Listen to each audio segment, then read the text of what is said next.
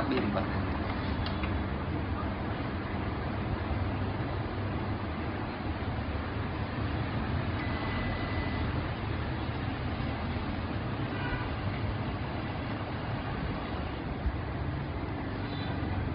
Tắt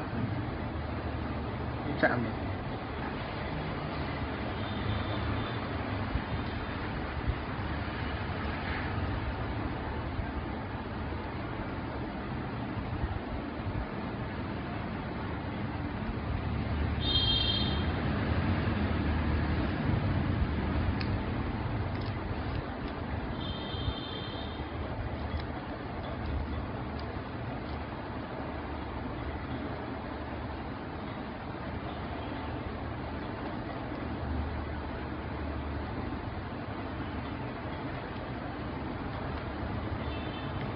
Này ấn start.